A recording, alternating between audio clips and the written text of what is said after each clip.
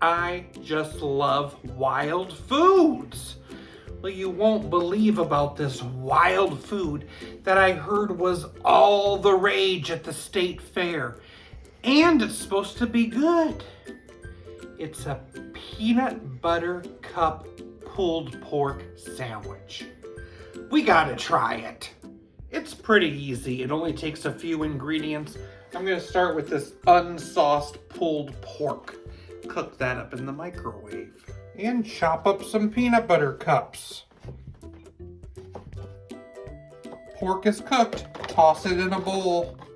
Directions say you must use sweet Baby Rays. Then comes some bacon pieces. Then you finish with those peanut butter cups. Time to serve. Time to taste.